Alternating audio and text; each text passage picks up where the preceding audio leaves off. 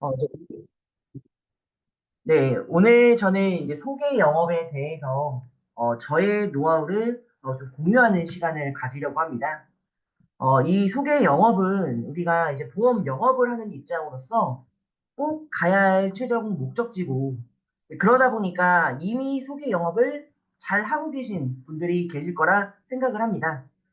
그렇게 이제 오늘 저와 함께 하는 이 한 시간은 어떠한 교육을 듣는다, 강의를 듣는다, 라는 생각보다는 이 소개 영업이 아직은 조금 낯설고 어려우신 분들께는 자신감을, 그리고 소개 영업을 잘하고 계신 분들께는 내가 가고 있는 이 길에 대한 확신을 얻어가는 좀 시간이 됐으면 좋겠습니다.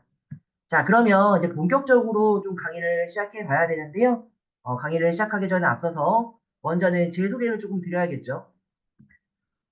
저는 이제 보험업을 시작한 지 엄청 오래되진 않았습니다.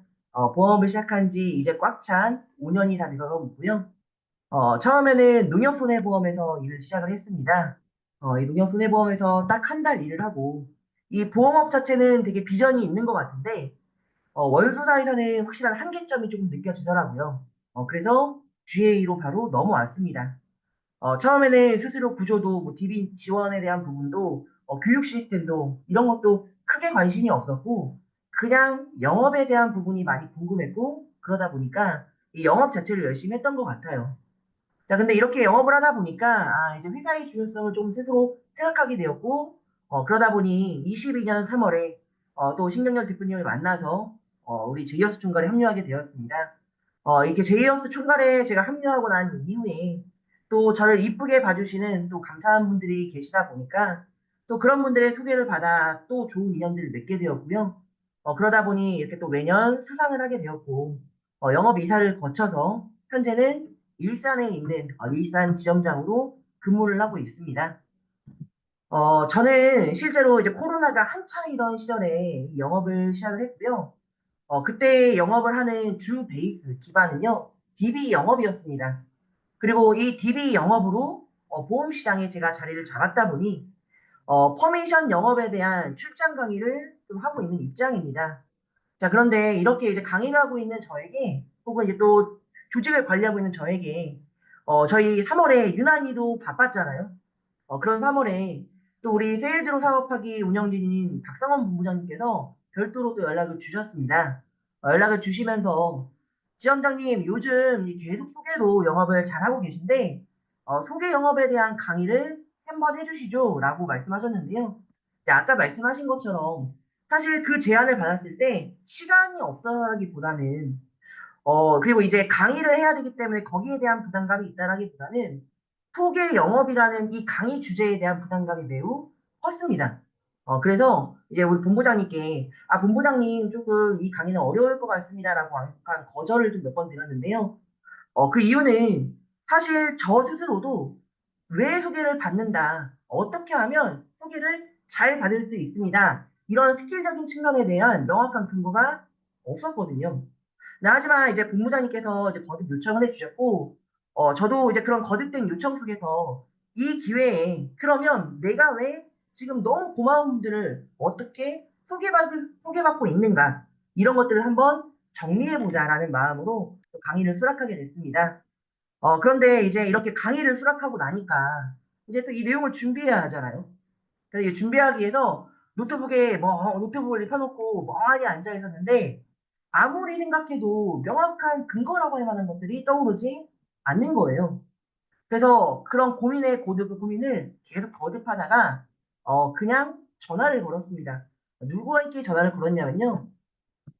저도 이 보험업을 하면서, 특히 소개 영업을 하면서, 이게 많은 분들을 소개시켜주는 키맨들이 있겠죠. 그 키맨 분들께 연락을 드렸습니다. 연락을 드리면서 좀 이렇게 많이 여쭤봤던 것 같아요. 어머니, 선생님 잘 지내시죠? 다른 게 아니라 제가 한 가지 요청드릴 사항이 있습니다. 제가 이렇게 보험업을 열심히 하다 보니까 외부에서 이 보험업에 대한 강의를 하는 경우가 꽤 많은 거 알고 계시죠? 그런데 이번에 저한테 좀 색다른 주제의 강의 요청이 들어와서요. 강의 요청 주제가 뭐였냐면요. 소개를 받는 방법에 대해서 강의 요청을 받았는데, 아무리 제가 고민하고 생각을 해도 잘 모르겠는 거예요. 그래서 어떻게 보면 제 고객분들 중에 저를 가장 많이 소개시켜 주신 어머님께 연락을 드렸습니다. 이제 어머니께서 정말 많은 소중한 분들을 저에게 좋은 인연으로 소개시켜 주셨잖아요. 나는 이제 이야기를 나눴고요. 그러면서 저의 어떤 부분이 좋게 보여서 많은 분들을 소개시켜 주셨는지, 그리고 그분들께는 저를 또 어떠한 멘트로, 어떠한 방향으로 소개시켜 줬는지를 하나하나 좀 여쭤봤습니다. 이제 이렇게 보통 질문을 드렸더니 이제 어머니께서 뭐라 하셨을까요? 네. 처음에는 이렇게 웃으시면서 "아니 지점장님은 일단 이미지가 신뢰가 가잖아." 라고 얘기하시고, 아 그리고 "결혼도 했고 애도 있으니까 책임감이 강하니까 내가 소개시켜 줬지." 라고 처음에 말씀하시더라고요. 그래서 이제 저도 이제 어머니께 말씀드린 게 "아 그러면 소개 영업을 잘하려면 저처럼 이렇게 약간 좀 동글동글하고 결혼도 해야 되고 애가 있으면 소개를 많이 받을 수 있나요?" 라고 이제 웃으면서 이야기 드렸더니 말씀하시는 건 "아 사실 그런 건 부차적인 문제이고 사실은 말이야"라고 하면서 저를 소개시켜 준 연유, 그리고 소개를 시켜 줄 때 어떠한 방향성과 멘트로 소개하셨는지를 한 30분 정도 이야기를 해 주시더라고요. 이제 그렇게 제가 이 어머님뿐만 아니라 또 저에게 키맨이라고 불리는 분들, 다른 어머님과 다른 선생님들, 또 사장님, 대표님들께 한 분 한 분 연락드리면서 이러한 질문을 드렸습니다. 총 한 10분 정도께 제가 이제 이 사항을 요청을 드렸고요. 그러한 내용들을 하나하나 좀 정리를 하다 보니까 문득 이런 생각이 들더라고요. 이제 10번째 질문을 하고 10분째 분께 그런 질문을 하고 이제 11번째를 할까 말까 고민을 하는데 이제 아마 여러분들도 마찬가지일 겁니다. 고객 리스트가 정리가 돼 있을 거고요. 고객 계보도라고 하죠. 누가 누구를 소개시켜 줬고 누가 누구로부터 소개를 받았고 또 그리고 이분은 어디에 거주하시고 어떠한 계약을 했는지 이런 것들을 정리를 하실 겁니다. 저 또한 이제 이 고객 계보도를 보면서 '아 11번째 고객분께 한번 연락을 해 볼까 말까.' 고민을 하던 찰나에 문득 '과연 우리 부모님은, 우리 엄마는 나를 몇 명이나 소개시켜 줬을까? 내가 우리 엄마한테 과연 어떤 분을 소개받았었지?' 기억이 좀 가물가물하더라고요. 그래서 한번 확인을 해 봤습니다. 확인을 해 봤더니 사실은 제 부모님은 저를 어릴 때부터 지켜봤고 저의 영업의 모든 과정을 보셨기 때문에 누구보다 저를 많이 소개해 줄 거라고 생각을 했습니다. 하지만 생각을 해 보고 또 한 번 자료를 찾아보니 매우 충격적이게도 제 부모님으로부터 파생된 소개 고객은 단 한 명도 없더라고요. 되게 이해가 안 되죠. 저 부모님과 사이가 그렇게 나쁘지는 않은 것 같거든요. 그래서 제 엄마한테 바로 연락을 드렸습니다. 그래서 "엄마, 아들이 보험을 한 지 지금 5 년째고 밖에서 강의도 하고 다니는데 내가 내용을 좀 정리하다 보니까 엄마가 나를 다른 누구에게도 한 명도 소개해 준 적이 없더라. 도대체 엄마는 나를 뭐 어떻게 소개하고 있는 거야?" 이런 질문을 했습니다. 그랬더니 제 어머니께서 저에게 하신 말씀이 제 입장에선 되게 충격이었습니다. 뭐라고 하셨냐면요. 생각보다 저희 어머니는 저를 열심히 홍보하고 계셨어요. 열심히 그리고 소개해 주고 계셨습니다. 제 부모님은요. 특히 제 어머님은 요양보호사세요. 그리고 요양병원에서 근무하고 계시고 그 요양원에서 근무하고 계시고요. 주변 분들의 다 어떻게 보면 요양보호사분들이십니다. 그러니까 제가 요즘 유행하고 있는 제가보험에 대해서 얼마나 저희 어머님도 가입을 시켜 드렸고 이야기를 많이 했겠습니까? 그런데 그 누구도 문의가 한 건이 없었어요. 저는 어머님이 저를 소개 안 해준 줄 알았는데 저희 어머님은 그 누구보다 소개를 열심히 하고 계시더라고요. 그런데 어떻게 소개하고 있는지를 제가 생각을 들어 봤더니 제 어머니는 저를 이렇게 소개하고 계시더라고요. "우리 아들이 보험하는데 가입할 거 있으면 우리 아들한테 가입해." 이렇게 주변 분들한테 이야기를 하고 계시더라고요. 저는 이 멘트가 매우 충격적이었습니다. 그리고 그때 깨달았습니다. '아 왜 우리 엄마, 우리 아빠, 내 부모님께로부터 소개가 안 나오는지 알겠다.' 자 여러분들 여기까지 이야기 들었을 때 왜 제 부모님이 제 부모님을 통하여 저는 소개를 받지 못할까? 혹시 좀 눈치채신 분 계실까요? 계시면 숫자 한 번만 올려주시면 감사하겠습니다. 네. 이해건 팀장님이신가요? 본부장님이신가요? 본부장이신가요? 네. 제가 혹시 말씀 가능하십니까?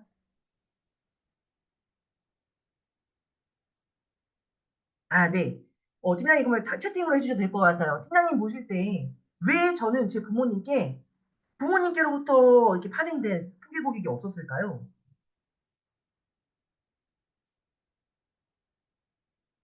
다른 분도 한번 답을 찾아보시면 좋을 것 같아요. 네, 열심히 작성 중이십니다.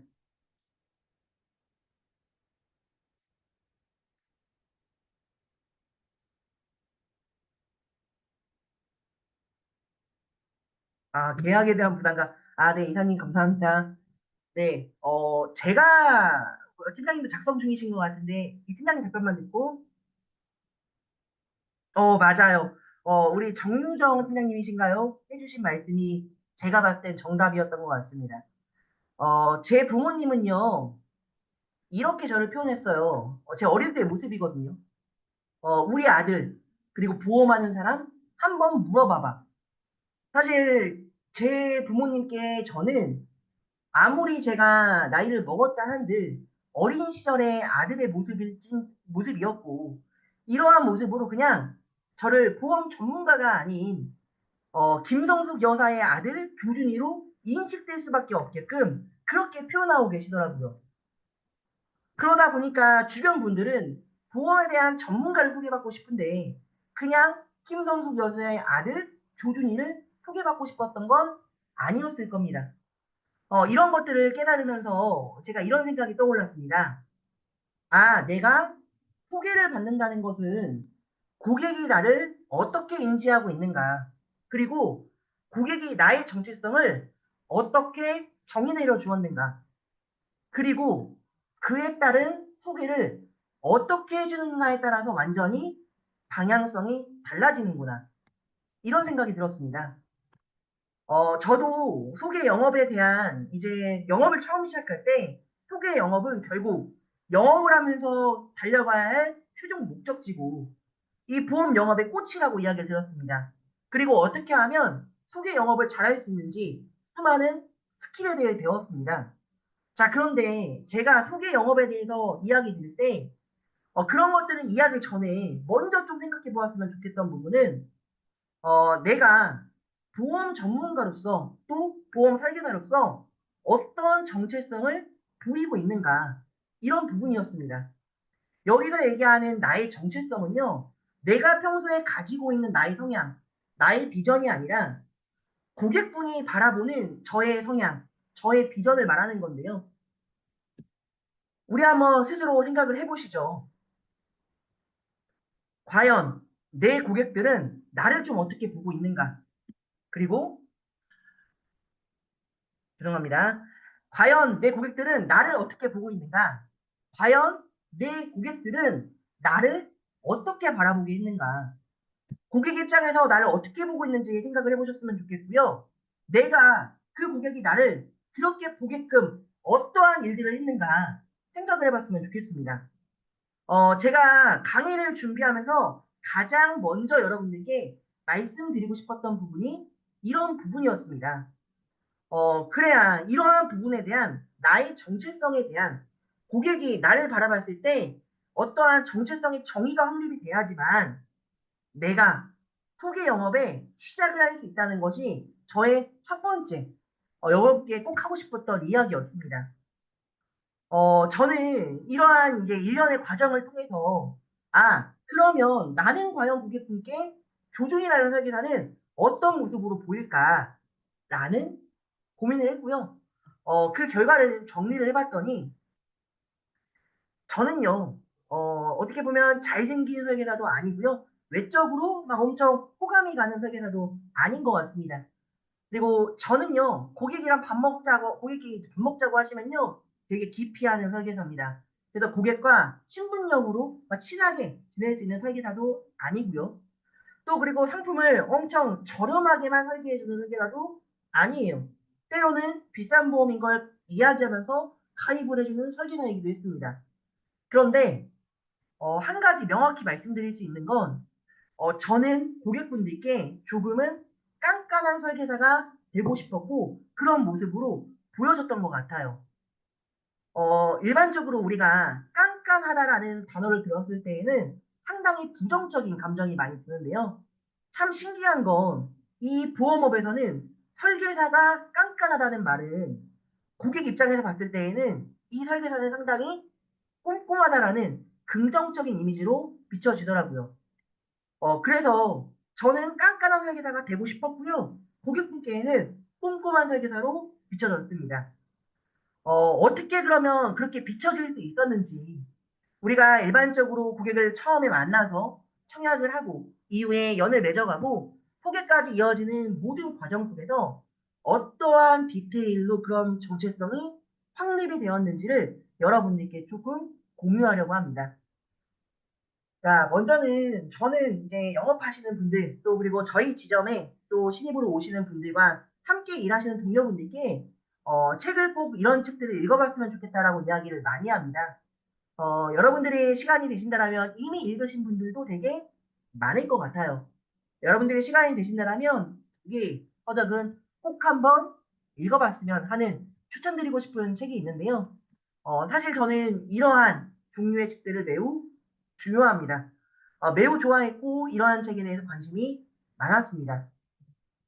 이 두 가지의 책은 이제 철학자 비트겐슈타인의 내 언어의 한계는 내 세상의 한계다라는 명언을 기반으로 저술된 책들인데요. 이 한 문장은 저 또한 매우 공감하는 말이고요. 그래서 저는 이 보험업을 대함에 있어서 언어를 어떻게 구사할지를 참 많이 고민했던 것 같습니다. 또한 이제 아까 보셨던 내용 그 두 가지 책 중에 김조건 작가님이 쓰신 책을 가서 보면 어른은 단어를 골라서 쓰는 사람이다 라는 내용이 있거든요. 이 말 또한 저는 되게 공감이 많이 됐는데 제가 어른으로 보여지기 위해서는 단어를 골라 쓰는 모습 그리고 골라진 단어를 말하는 모습이 매우 필요하다고 여기는 사람이었습니다. 그리고 이 생각은 지금도 동일하고요. 자, 그러다 보니까 어떤 상황이나 물건을 지칭할 때에도 어떤 단어로 표현을 할까라는 고민을 많이 했습니다. 이러한 저의 성향이 상담 때에도 많이 드러났는데요. 이제 혹시 여러분 환우와 환자와 환우의 차이를 혹시 알고 계신가요? 알고 계신 분들은 숫자를 한번 올려주셨으면 좋겠습니다.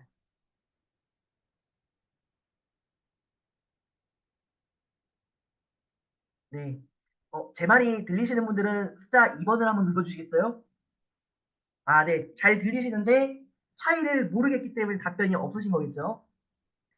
사실 맞습니다. 네, 1번. 네.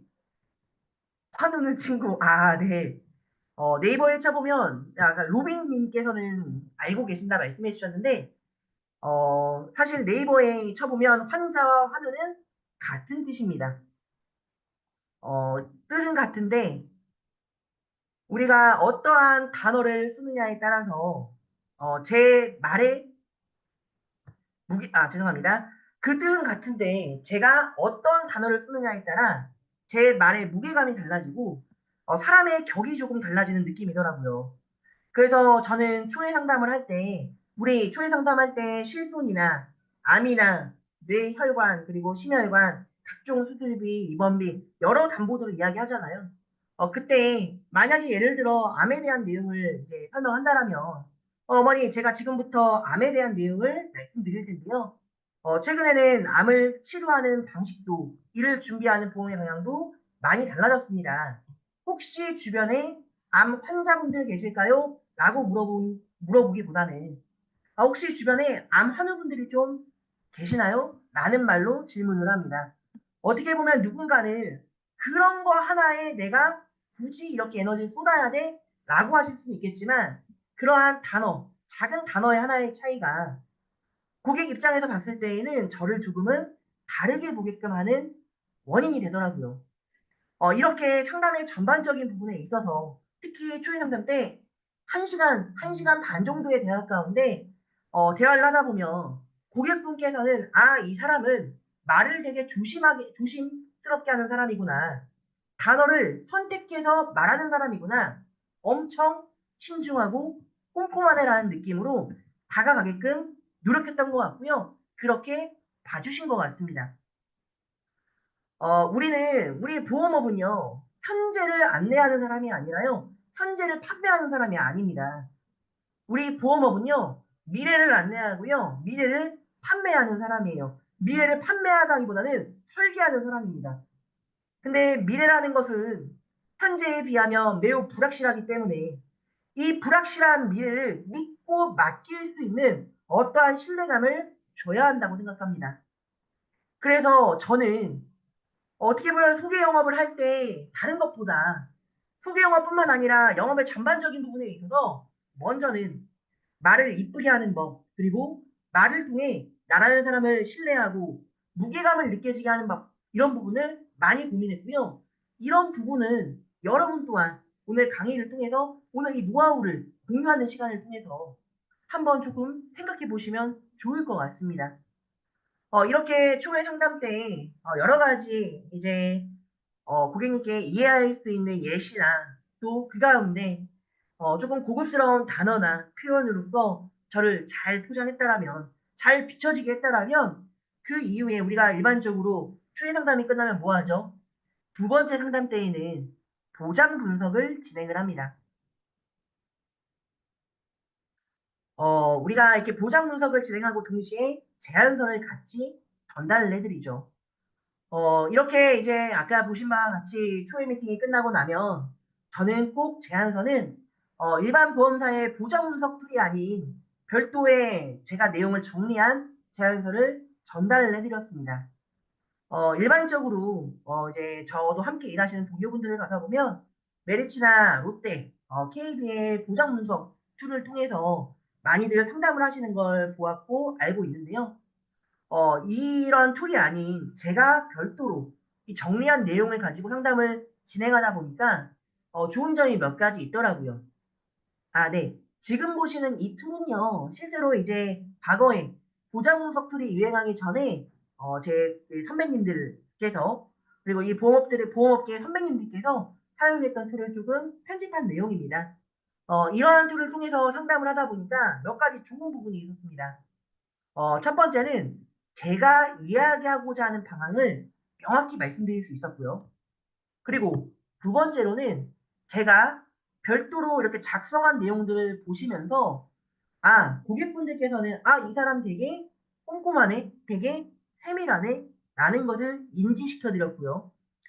세 번째로는 이렇게 좀 내용을 우리 보장 분석 툴들은 전반적인 부족과 정상에 대한 부분은 보이지만 각 보험별로의 담보를 보기가 조금 왔다 갔다 해야 되는 입장들이 있잖아요. 근데 그런 거를 한 장에 정리해서 말씀드리다 보니까 혹시 지금 화면이 많이 깜빡깜빡 거리나요? 어, 그러지 않다라면 숫자 한번 눌러주시겠어요? 화면이 깜빡거리지 않죠? 네, 감사합니다. 제 컴퓨터가 조금 이상한 것 같네요. 감사합니다. 네, 다시 돌아와서요. 이렇게 툴을 정리해서 한 장으로 보여주는 것만으로도 고객분께서는 내 입장에서 이해를 되게 쉽게 도와주는 고객 친화적인 설계사로 보여졌습니다. 사실 이렇게 상담 자료의 툴을 별도로 정리하는 건 상담이 많아지면 진행함에 있어 상당한 한계가 있습니다. 저 또한 요즘은 조금 태만해졌는지 가끔은 보장 분석 툴로 상담을 진행하기도 합니다. 하지만 아직까지도 이 툴로 최대한 상담을 진행하려고 하고요. 말씀드린 것처럼 상담이 많아지면 이제 별도의 툴로 매번 정리하기가 어렵겠지만 신입분들이나 저차월 경력자분들 혹은 아직은 영업에 많은 시간, 상담에 많은 시간을 투자하지 않아도 되는 경력자분들이라면 꼭 이렇게 초반에는 별도로 정리를 해서 제안을 드리는 방향을 꼭 한번 해봤으면 좋겠습니다. 이러한 방향으로 저는 고객분들께 꼼꼼하고 신뢰감 있고 또 무언가가 이야기하는 바가 명확한 설계서로 보여졌기 때문이에요. 그리고 이렇게 제가 드렸던 보장 분석과 제안을 흡족해 하셔서 청약이 진행이 되었다라면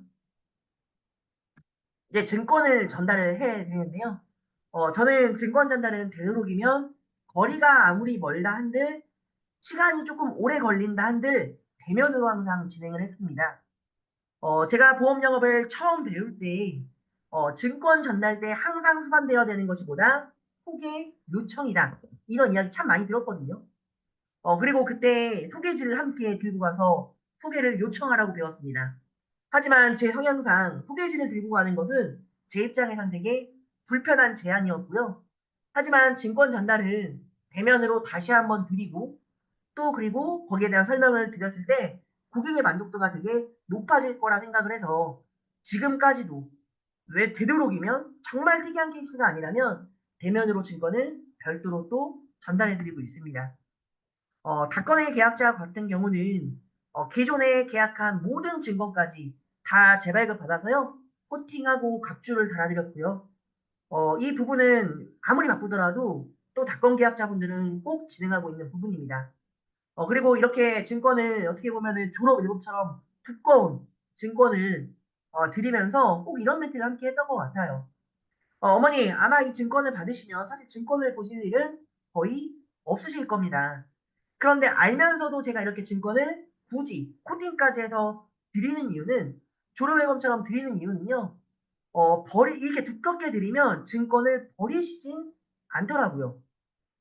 그런데 이렇게 증권을 또 두껍게 드리면 어머니께서 보통 이 증권지 버리지 않고 어디에 두느냐?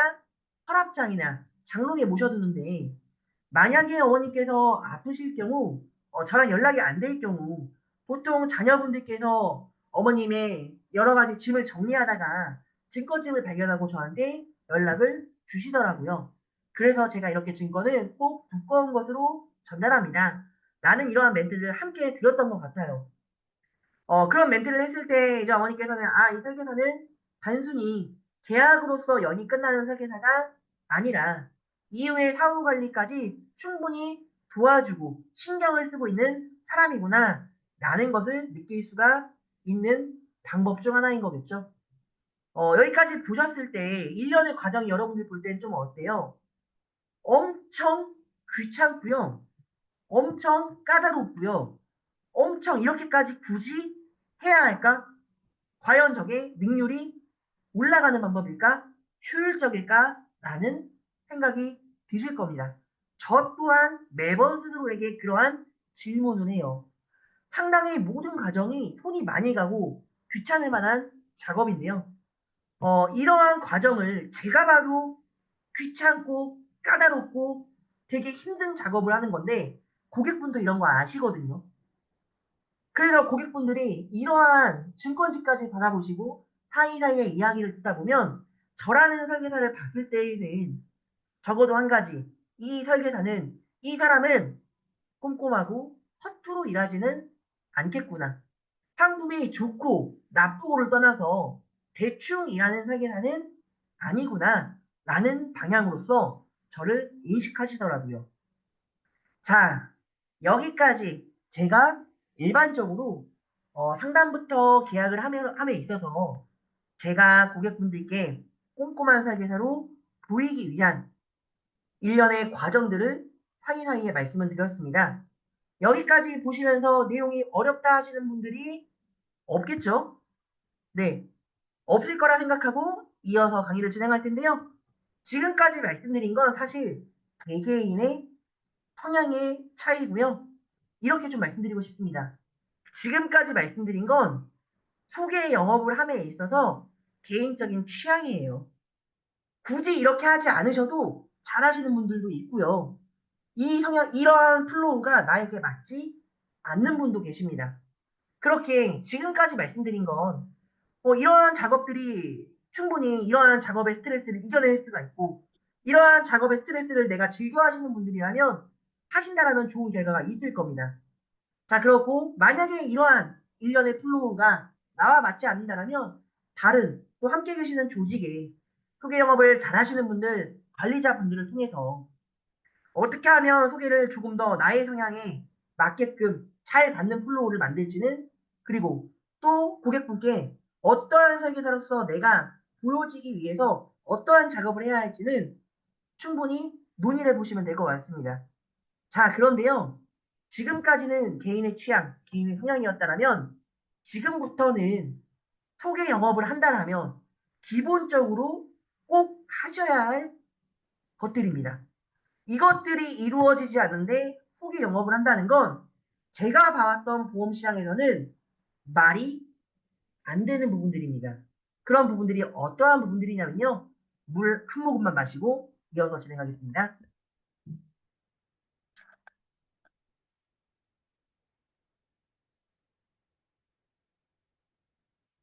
제가 마이크를 안 끼고 지금 진행을 하는데 말이 너무 빠르거나 잘 안 들리거나 그러진 않나요?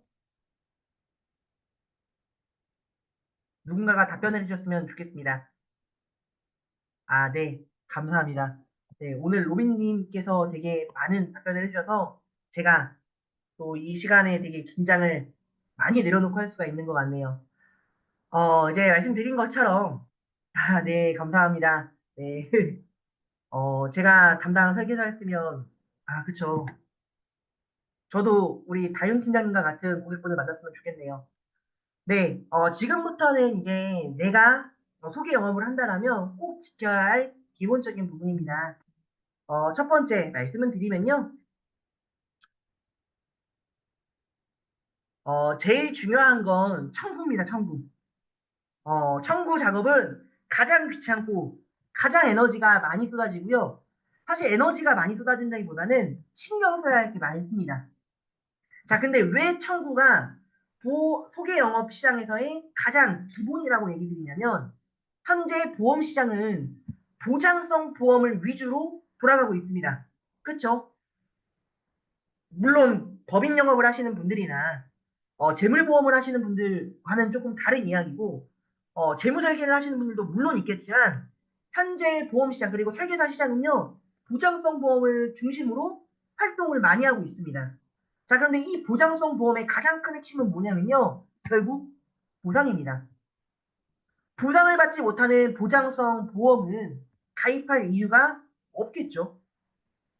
자, 그래서 이 보장성 보험을 안내하고 판매하는 입장에서 가장 중요한 것이 보상이라면 이 보상의 첫 번째 단추가 뭐냐? 청구입니다. 그래서 이 청구 작업만큼은 여러분들이 절대 귀찮아서도 안 되고 청구 작업은 어떠한 작업보다 우선순위로 움직이셔야 합니다. 실제로 저는 청구를 좀 많이 합니다. 사무실에서 같이 보시는 분들도 좀 과하다 싶을 정도로 청구를 많이 해요. 그 제가 봐도 좀 징합니다. 그래서 이제 보통 제가 청구를 하고 나면 여러분들 다 받으실 내용이에요. 청구 지급 연락을 이렇게 받기도 하는데요. 상담을 하다가 가끔씩 핸드폰이 이게 울립니다. DB손해보험 알림톡, 메리츠 알림톡. 그러면 이제 상담하다가 카톡을 내용을 다 볼 수 없으니 잠깐 그 내용을 보는데 가끔 마음이 철렁거려요. 왜냐면 그 핸드폰 가서 보시면 어디서 보냈는지 발신처가 있고요. 그 내용 누구누구 고객님에까지만 보이더라고요. 네, 이제 아시는 분은 아시겠지만 뜬금없이 낮에 보험사로부터 연락이 오면 철회나 해지 관련 연락이 오는 경우도 꽤 있거든요. 그래서 이제 상담 도중에 이렇게 핸드폰이 울리면 되게 놀란 마음으로 상담이 끝나자마자 바로 지켜보는데 아무래도 청구를 좀 많이 하다 보니까 대부분은 어떠한 보험금이 지급됐습니다. 이러한 연락을 많이 보기도 합니다. 자, 근데 한 가지 다 아시는 내용일 수도 있습니다. 우리가 청구를 진행할 때, 제가 모집한 모집 담당자, 모집 설계사가 아니라 할지라도, 계약자와 피보험자 연락처에 제 이름이 아닌 제 연락처를 기재를 한다면, 손해보험사는 대부분 고객의 입금에 대한 연락이나 혹은 보안이나 이런 부분을 등록한 청구서에 기재한 번호로 연락을 꼭 주시더라고요. 이렇게 이제 저 같은 경우는 청구를 진행할 때 그 청구서에 제 번호를 꼭 기재를 합니다. 생명보험사라면 대리인 접수를 통해서 GA니까요. 각 보험사에 제 코드를 함께 기재하기도 합니다. 기재하는 공란이 없을 경우에는 A4 용지 맨 앞페이지에 네, 모든 보안과 청구에 대한 지급에 대한 연락은 어떤 번호로 해주십시오를 함께 첨부하기도 해요. 근데 이렇게 청구를 진행을 하다 보니까 좋은 장점이 몇 가지가 있습니다. 그게 뭐냐면요. 지급에 대한 연락이 저한테 먼저 오거든요. 그러면 그리고 나서 이제 고객한테 통장으로 입금했다는 연락이 가겠죠. 그러면 제가 이 연락을 보자마자 저는 고객에게 연락을 합니다. 아, 네, 어머니, 선생님, 저번에 청구하신 그 금액, 그 자동이체로 연결하신 농협은행으로 아니면 하나은행으로 10만 원 정도 입금되실 거예요. 20만 원 정도 입금되실 거예요. 이렇게 안내 전화나 카톡이나 문자를 같이 보냅니다.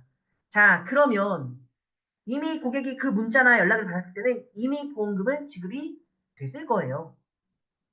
그런데 그럼에도 불구하고 이 설계사가 이 정도의 금액, 정확하지 않아도 대략 이 정도의 금액이 지급이 오늘 된다라는 그 연락 하나만으로도 이 설계사가 이 청구를 위해서 얼마나 많은 노력을 했을까라는 마음을 가지시더라고요.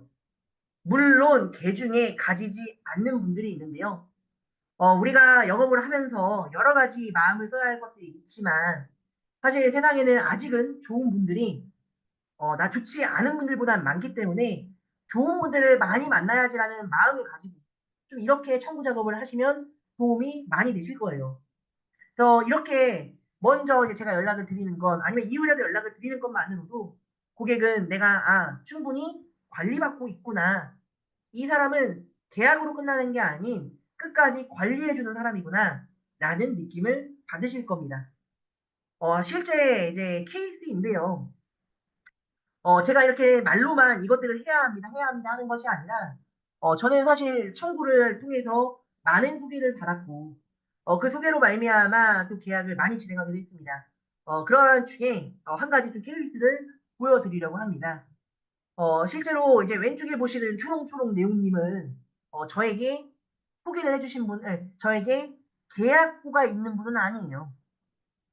제가 이제 또 우연치 않게 인하우스 이제 병원 청구센터에서 상담을 하다가 알게 되신 분인데요. 여태 저한테 자동차 보험 첫 번째 갱신하셨습니다. 그런데 이제 매번 그럼에도 불구하고 저한테 실손 청구를 요청하시는 분인데요. 심지어 이분은 생명보험사에 성인병 통원 일당이 있다 보니까 주기적으로 통원 일당까지 청구를 하시는 분입니다.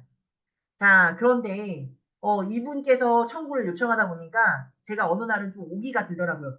언제까지 나에게 소개를 안 시켜주나 보자. 해서 진짜 이악 물고 다 청구해드렸습니다.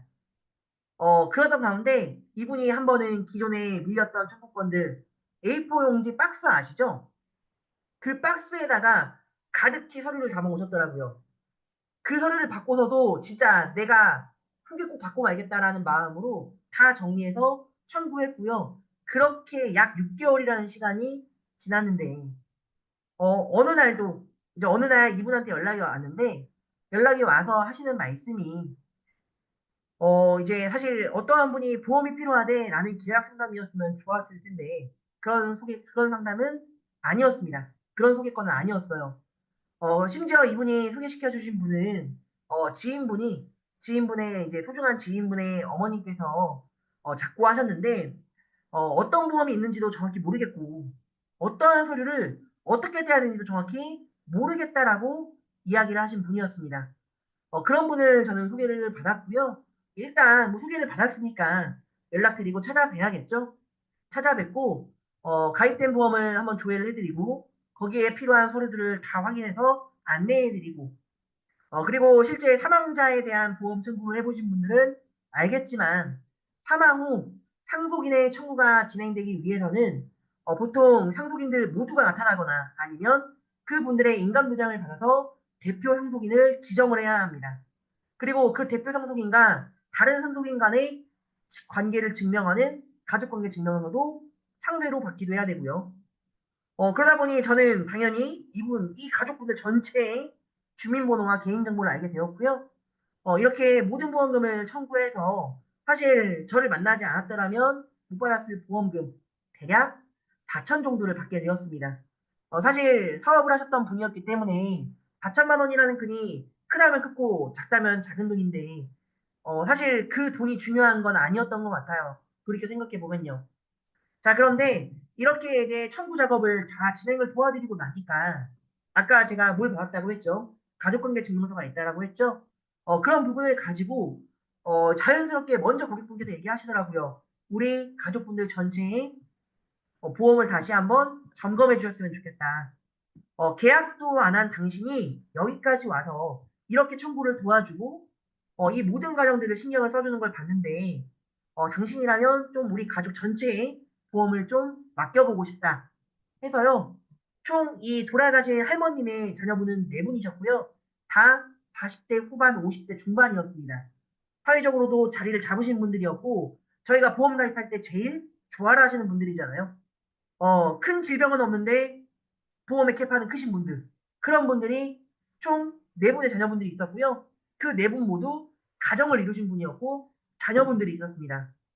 그래서 이제 그 네 분의 자녀분들과 그분들의 배우자님, 그분들의 자녀분들, 그리고 이제 그분들의 지인분들까지 조금씩 상황이 뻗쳤고, 제가 이러한 과정을 통해서 그 할머님의 자녀분과 그리고 그 자매분들, 그리고 손주분들까지 그 네 가정의 상담을 통해서 약 550만 원 정도의 청약이 발생이 되었습니다. 그렇게 550만 원 청약이 파생이 되었고요. 그 청약을 만들기 위해서 그 가족분들만 약 두 달 정도 계속 매달려 있던 것 같아요. 그래서 약 두 달에서 두 달 반 정도의 시간을 그 가족분들과 보냈고요. 그렇게 하면서 약 550만 원 정도의 청약을 진행한 것이 어떻게 보면 제가 말씀드릴 수 있던 청구로 인해 파생됐던 케이스 중 가장 큰 케이스 중 하나가 아닐까 싶습니다. 또한 이뿐만 아니라 이제 또 참 이렇게 청구나 이런 보상을 받으신 분들은 꼭 소개를 시켜주실 때 청구나 보상 관련 소개를 많이 해주시더라고요. 아까 얘기했던 그 가족분 중 한 분께서 자기 지인분을 소개시켜 주셨는데 그 지인분이 어떠한 부분이었느냐면 자녀분이 비만 수술을 하셨어요. 그런데 기가 막히게 비만 수술하기 전에 4세대 실손으로 전환을 하신 분이었습니다. 아시는 분은 아시겠지만 4세대 실손에선 비만에 대한 부분은 급여 처리가 된다라면 급여 항목에서 지급을 합니다. 자, 근데 당연히 보험사에서는 이런 부분에 대한 자세한 안내가 없이 부지급 면책이 진행이 되었고요. 이와 관련된 서류를 다시 다 떼어서 함께 청구를 도와드렸습니다. 그래서 지급된 금액이 250만 원 가량이었습니다. 사실 250만 원이 어떻게 보면 되게 큰 돈인데요. 또 보험료를 납입하는 입장에서 또 그리고 큰 보험금을 보신 입장에서는 큰 돈은 아닙니다. 자, 그럼에도 불구하고 이렇게 처리가 되다 보니 이후에 또 고객분께서 본인 분과 또 배우자님, 또 자녀분들, 또 다른 지인분들을 소개를 시켜주셨고요. 이러한 케이스로 말미암았을 때 좀 우리가 생각을 해야 할 거는 설계사로서 기본으로 또 소개영업을 생각하는 사람이라면 기본으로 하셔야 할 것은 무엇이냐? 바로 청구입니다. 그리고 이 청구는 절대 귀찮은 작업이 아닌 내가 소개를 받기 위한 기본적으로 걸어가야 할 길이다라고 생각을 하시면 좋겠습니다. 그래서 제가 이러한 일련의 과정을 통해서 지금 이렇게 소개를 좀 많이 받았고요. 또, 네, 이 부분 좀 넘어가겠습니다. 이렇게 소개를 받았고 설계자분들도 이런 부분들을 꼭 여기 계신 팀장님들도 이러한 부분들을 잘 진행을 한다라면 이런 설계사로서의 기본을 잘 접근한다라면 소개 영업의 시작은 그게 어렵지 않을 겁니다. 자, 그런데 우리가 소개를 받음에 있어서 또 소개 시장에서 열심히 활동함에 있어서 꼭 잊지 말아야 할 것이 있다라면 첫 번째는 청구, 두 번째는 소개를 해주신 소개자에 대한 보고와 감사입니다. 왜 이렇게 말씀드리냐면, 실제로 이제 저도 이제 어제도 이 소개 강의를 준비하면서 아까 제가 그 어머님께 연락을 드렸다고 했잖아요. 근데 연락을 드렸더니 어머니가 35분을 통화했습니다. 저는 네, 네, 아, 그렇군요. 감사합니다만 이야기를 했고요. 되게 많은 이야기를 하셨는데, 하시면서, 아, 참, 지점장님, 하고 제 친구 목포에 사는데 뭐 이제 이야기를 하세요. 이대 나온 친구고요. 가족이 잘 살아요. 근데 지금 친구가 골절로 입원해 있으니까 다음 달에 태어난다 하더라고요. 목포까지 상담 가능하세요? 이렇게 물어보시더라고요. 그래서 또 이제 소개를 받았는데 이제 소개를 받을 때 항상 저는 해야 된다고 생각하는 것 중에 하나가 만약에 소개를 받고 나면 그 소개를 해 주신 분께 소개를 받은 분께 연락을 드려서 만남과 약속을 잡고요. 그리고 소개를 해주신 소개자분께 꼭 다시 연락을 드립니다. 그래서 어머니 소개시켜 주신 그 분 오늘 연락을 드렸고 이번 주는 좀 바쁘다 하셔서 다음 주에 어디 부근에서 뵙기로 했습니다. 네, 소개시켜 너무 감사합니다. 라고 마치 저도 팀장일 때, 팀장님과 같은 직책일 때, 어떻게 보면 부지점장님, 지점장님께 보고를 한 것처럼 소개해 주신 소개자분께 보고를 합니다. 그리고 또 이제 약속한 날이 돼서 만나 뵙고 상담을 마치고 나오자마자 또 소개하신 분께 연락을 드려서 어머니 오늘 그분 뵙고 왔고요. 보험에 대한 전반적인 거는 다 말씀드릴 수는 없지만 기존에 좀 과하게 하셨던 부분들 혹은 필요로 하셨던 부분들이 있어서 그런 부분을 제가 다음 주에 다시 한번 말씀드리기로 했습니다. 이렇게 또 보고를 합니다. 자, 그리고 이제 소개자분과 통화를 마친 다음에 일주일 정도 시간이 걸려서 상품을 제안하고 나서 계약이 된다라면 또 어머니 덕분에 소개받은 그분과 제가 계약을 했습니다. 혹은 그분이 조금 고민을 할 수도 있잖아요. 제안을 고민해 보시는 입장이면 또 연락드려서 어머니 소개해 주신 분, 오늘 뵙고 제가 상품을 최대한 좋다라고 생각을 해서 제안을 드렸는데, 조금 망설이는 부분이 있으신가 봐요. 아니면 조금 마음에 안 드시는 부분이 있으신가 봐요. 그래서 일단은 좋은 제안 드렸고요. 나중에 연락드리기로 했습니다. 이렇게 보고를 합니다. 자, 그러면 이렇게 보고를 하면 좋은 점이 뭐냐면요. 소개를 해주신 그 소개자분은 자기의 체면과 이름을 걸고 저를 소개시켜줬기 때문에 그리고 그 소개시켜줄 때 그냥 소개시켜주면 좋겠어요.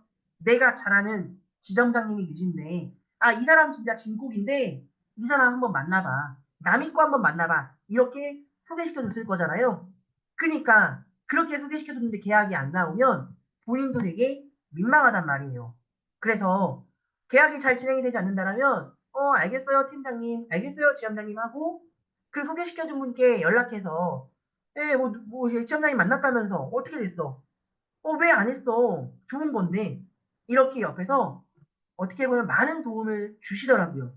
그래서 꼭 우리가 소개 영업을 함에 있어서 지켜야 할 두 번째가 있다라면 소개를 해준 그 분께는 꼭 항상 모든 일련의 과정을 보고해 주셔야 되고 그러한 보고 가운데 필요하다라는 도움도 요청을 하셔야 합니다. 그리고 이제 그렇게 소개를 받아서 또 청약을 했다라면 또 감사의 의미로서 마음을 좀 표현해야겠죠. 자, 근데 제가 보험업 5년을 하면서 많은 선물을 저도 드려보기도 했고 혹은 이런 선물이 좋다라는 이야기도 들어봤습니다. 대표적으로 제일 많은 게 사실 홍삼 그리고 어떠한 건강보조제 이런 것들을 소개시켜 분들께 혹은 기고객분들께 선물을 많이 주시더라고요. 뭐 때로는 국수를 보내시는 분도 있고요. 때로는 주방용품을 보내주시는 분도 있는데 저는 한 가지 또 우리 여기 계신 분들께 제안을 드리자면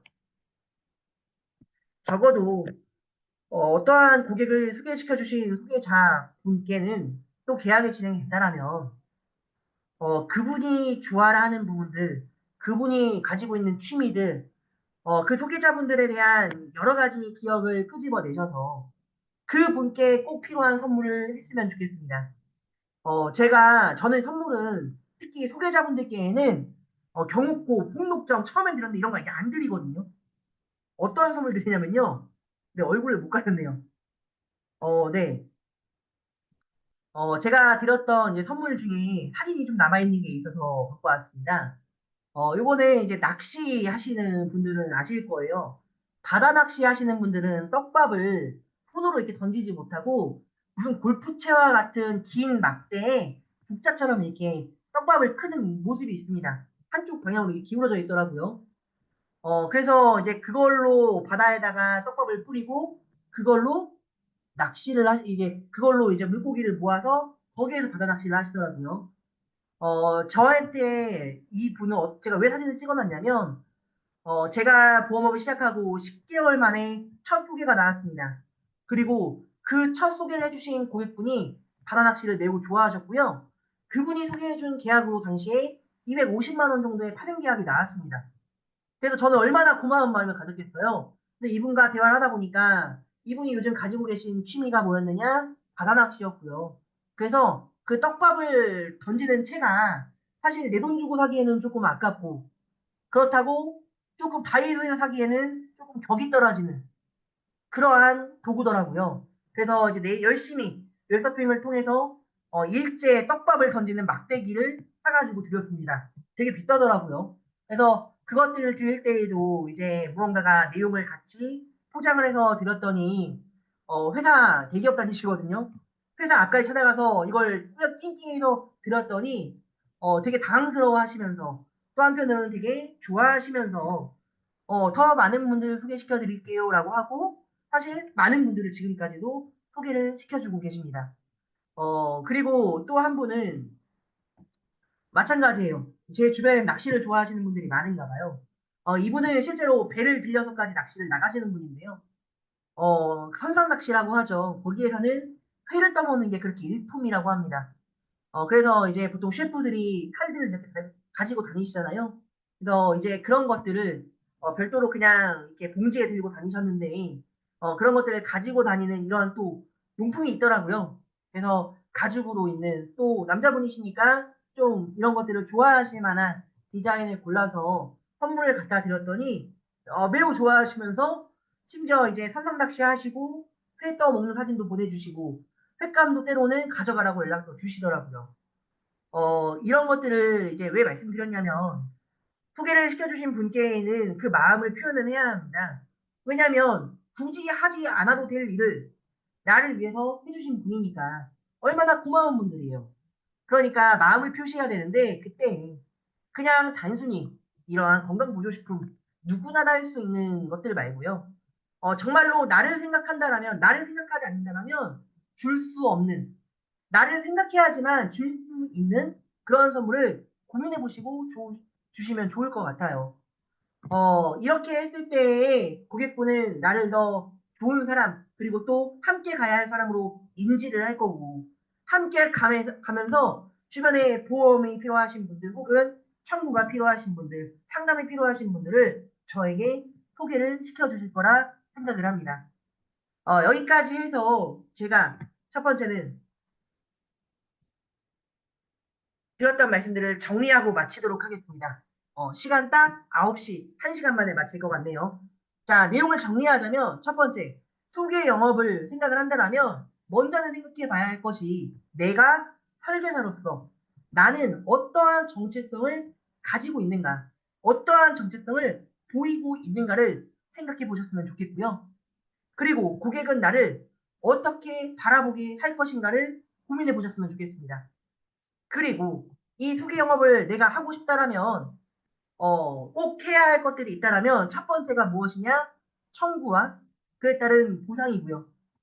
두 번째가 있다라면 또 이 소개하신 그 소개자분께 내 상황을 보고하고 또 청약이 진행이 되든 진행이 되지 않든 그 감사한 마음은 선물로 꼭 표시했으면 좋겠는데 이 선물은 금액이 중요한 것이 아닌 무언가 이 고객을 내가 많이 생각했기 때문에 줄 수 있는 선물들, 이 고객을 위해서 내가 정말 많은 고민을 했다는 것을 티낼 수 있는 선물들, 이런 선물을 통해서 소비자분께 제 마음을 표시했으면 좋겠습니다. 이렇게 이제 오늘 1시간 정도의 강의 속에서 소개 영업에 대한 부분을 되게 짧고 또 간략하게 말씀드렸는데요. 사실 지금 제가 드리는 말씀은 한 번쯤은 다 들어보셨던 말씀이고 한 번쯤은 다 생각해 보셨던 이야기일 겁니다. 자, 그래서 이 교육 강의를 마치면서 이 시간을 마치면서 여러분들께 한 가지 부탁을 드릴 것은요. 그냥 오늘도 이 강의 듣고 아, 이런 게 있었지 라고 생각할 게 아니라 무언가 내가 시간을 투자했다면 그 시간을 통해서 얻은 것들을 실행으로 꾸준히 이어갔으면 좋겠습니다. 그렇게 이어갔을 때 보험 시장에서 이 보험 시장의 제일 꽂힌 소개 영업은 여러분들께 그리 어렵지 않은 영업 시장이 될 거라고 생각을 합니다. 이상으로 1시간 강의 들어주셔서 감사하고요. 추후에 나도 또 궁금하신 부분이나 강의하신 필요하신 부분이 있다면 우리 박상원 본부장님, 이 운영진분께 말씀해 주시면 상세히 안내해 드리도록 하겠습니다. 네, 그러면 여기서 마치도록 하겠습니다. 감사합니다.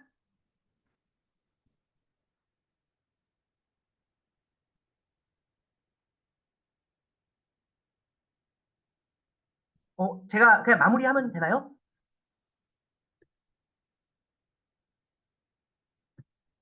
네. 감사합니다. 수고 많으셨습니다. 퇴장하시면 될 것 같습니다. 지점장님, 네. 지금 청구를 설계사가 대신하는 게 법적으로 문제가 없는지, 그리고 어떤 네네. 방법으로 청구하는지 지금 질문을 주셨거든요. 네. 이거 제가 그 내용 답변해 주시고 공부하네요. 마무리하시면 될 것 같습니다. 네. 그 생명보험사는 대리인 청구에 FP 코드를 입력하라고 아예 대놓고 있기 때문에 크게 문제는 없을 것 같고요. 그리고 이제 사실 원칙적으로 따지자면 저희가 청구를 진행하는 것 자체는 안 되는 겁니다. 고객 서명이 들어가야 되기 때문이죠. 그래서 이제 여러 가지 어플을 통해서 서명을 미리 받으시는 분도 있고, 아니면 고객께 동의를 구하고 그냥 청구를 진행하는 경우가 더 많습니다. 그래서 완전히 내가 이제 좀 믿을 만한 고객이 아니라면 임의대로 번호로 내 번호를 가지고 서명을 해서 청구를 하는 건 나중에 문제가 생길 가능성은 있습니다. 하지만 저는 아직까지는 그런 문제는 없었습니다.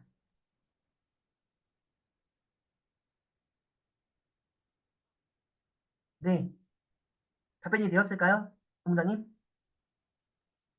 네, 마무리하시면 될 것 같습니다. 네, 다들 알겠습니다. 네, 수고하셨습니다. 그럼 수고하셨습니다.